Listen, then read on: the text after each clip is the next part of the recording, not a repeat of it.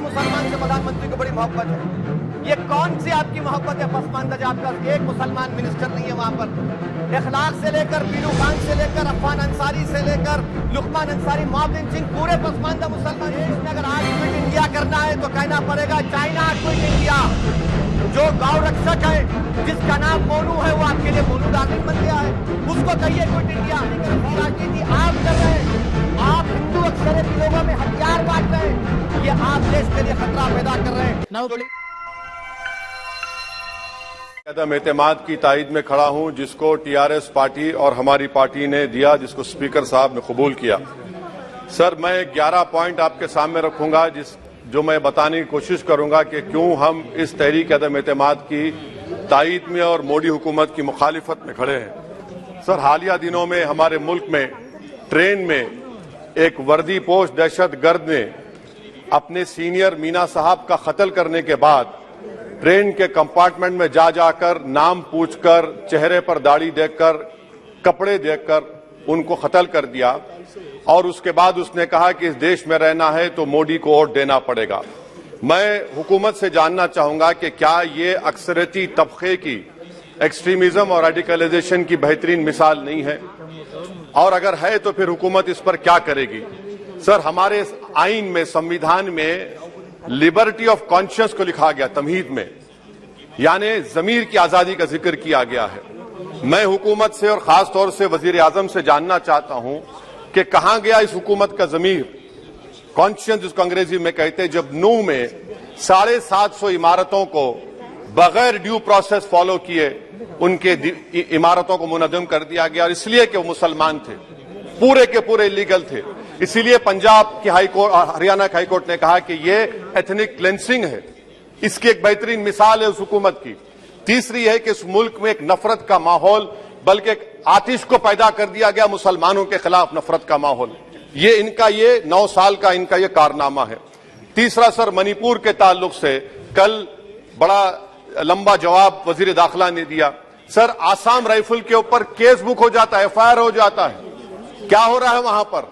कहां गया आपका कॉन्शियस, कहां गया आपका जमीर जब वहां की महिलाओं की अस्मत रेजी की जा रही है? और आप मुख्यमंत्री को नहीं हटाना चाहते इसलिए क्योंकि वो कोऑपरेट कर रहा है। सर, मैं हरियाणा और मणिपुर के वजीर आला के लिए किसी शायर ने अच्छा कहा था कि कुर्सी है तुम्हारा ये जनाजा तो नहीं, कुछ कर नहीं सकते तो उतर क्यों नहीं जाते? आखिर कहां गया? उन ताबूतों में खो गया कि आपका कॉन्शियस, आपका जमीर, जहां पर 50,000 लोग बेघर हो गए, यानी 6 लाख हथियारों को लूटा जा रहा है। आखिर कौन सा आप इंचार्ज वहां पर हैं? सर, 4था पॉइंट, हिजाब को एक मसला बना दिया गया और मुस्लिम बच्चों को तालीम से महरूम कर दिया गया। क्या ये आपका लिबर्टी ऑफ कॉन्शियंस है? कहां गया आपका जमीर? सर, अभी आपने फाइनेंस मिनिस्टर साहबा ने कहा, यहां पर डीएमके के मोहतरमा कनीमोजी ने महाभारत के द्रौपदी का जिक्र किया। मैं ये पूछना चाहता हूं, बिल्किस बानो इस देश की बेटी है या नहीं? जिस बिल्किस बानो को लोगों ने 11 लोगों ने रेप किया, प्रेग्नेंट थी, उसकी मां का रेप किया, उसकी बेटी को कत्ल कर दिया, उसकी मां का कत्ल कर दिया, आपने कातिलों को रिहा कर दिया। ये आपका कॉन्शियंस है? ये आपका कॉन्शियंस है? आप तो मेजोरिटेरियन पॉलिटिक्स को फरोग दे रहे हैं। सर, चौथा, आज चाइना के ऊपर कोई नहीं बोलते हैं। प्रधानमंत्री मोदी ने उस वक्त 2013 में जब प्रधानमंत्री नहीं थे कहा था कि समस्या बॉर्डर पर नहीं दिल्ली में है। अगर हम अपनी जमीन पर हैं तो डिसएंगेजमेंट क्यों कर रहे हैं? क्या आज चीन हमारी जमीन पर नहीं बैठा है? क्या आज चीन से आप बातचीत कर रहे हैं? आप डिसएंगेजमेंट कर दिए। बताइए डी-एस्केलेशन, डी-इंडक्शन कब होगा? मैं आपके जरिए इस हुकूमत को बता रहा हूं कि अगर प्रधानमंत्री ने अहमदाबाद में शी जिनपिंग को बुलाकर झूला झुलाया था, क्या हुआ? क्या नतीजा निकला उसका? चेन्नई दिखाया, क्या नतीजा निकला? सर, इसलिए चीन पर बोलिए, चीन को उखाड़ कर फेंकिए। सर, और एक पॉइंट जिस पर मैं मुखालिफ तायद में खड़ा हूं, हाई इन्फ्लेशन है इस मुल्क में, हाई अनएम्प्लॉयमेंट है, स्टैग्नेटिंग कंजम्पशन है। इसकी वजह से महिलाओं में हाई एनीमिया लीड कर रहा है। ये हुकूमत इसकी जिम्मेदार है। सर, कुलभूषण जाधव कहां है? पाकिस्तान में बैठा है, आप क्यों नहीं लेके आते? आप विश्वगुरु कहते हैं, कुलभूषण यादव को भूल गए आप। कतर में 8 नेवी ऑफिसर 1 साल से जेल में हैं, आप नहीं ला सके उनको। सर, और एक चीज, 1991 का प्लेसेस ऑफ वर्शिप एक्ट, इस ऐवान में पास किया गया था कि तारीख के जख्मों को नहीं खुरेदा जाएगा। आप खुरोद रहे हैं उनको। मैं आपको इंतबाह दे रहा हूं, वार्न कर रहा हूं, इस मुल्क को 90 के दहे में मत लेकर जाइए।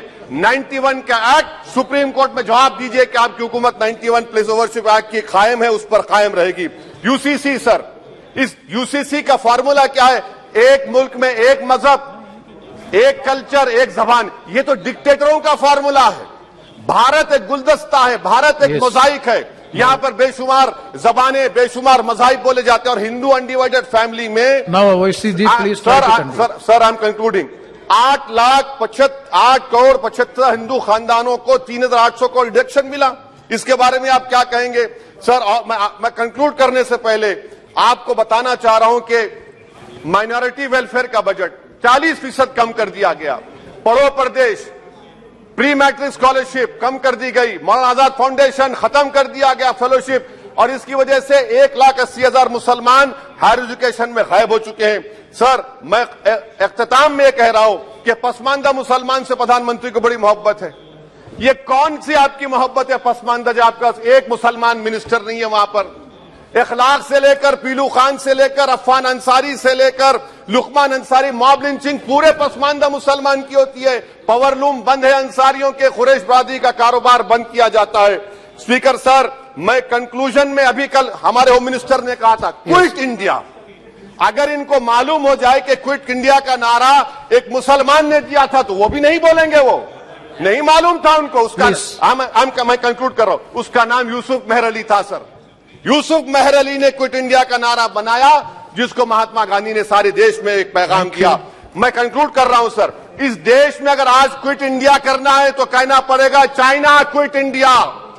जो गौ रक्षक है, जिसका नाम मोनू है, वो आपके लिए मोनू डार्लिंग बन गया है, उसको कहिए क्विट इंडिया। सर, जो लोग तुष्टीकरण की राजनीति आप कर रहे हैं, आप हिंदू अक्सरियती लोगों में हथियार बांट रहे हैं, ये आप देश के लिए खतरा पैदा कर रहे हैं। सर, हम कंक्लूडिंग। इसीलिए हम आपसे अपील कर रहे हैं कि हुकूमत से कह रहे हैं कि आप जो सियासत कर रहे हैं, इससे नुकसान देश को होगा। प्रधानमंत्री जब खड़े होकर जवाब देंगे, हम उनसे पूछना चाह रहे हैं, पॉइंटेड क्वेश्चन है, क्या देश बड़ा है या हिंदुत्व गोलवालकर की आइडियोलॉजी बड़ी है? मैं इस तहरीक अदम एतमाद की तायद में खड़ा हूं और हुकूमत की मुखालिफत में। सर, एक आधा मिनट सर, दो लोग, दो महाज है इस मुल्क में, एक चौकीदार है, एक दुकानदार है। एक चौकीदार है, एक दुकानदार है। जब जुल्म हम पे होता कोई मुंह नहीं खोलते। यूएपीए का कानून अमित शाह ने लाया, इन दुकानदारों ने तायद की। आज उस यूएपीए का कानून में 83 साल का बुढ़ा सिपर खत्म करो, सिपर नहीं होने से मर गया।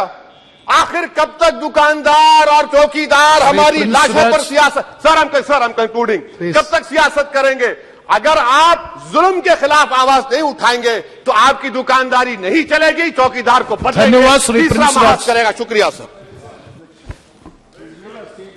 हिंदुओं में सरकार हथियार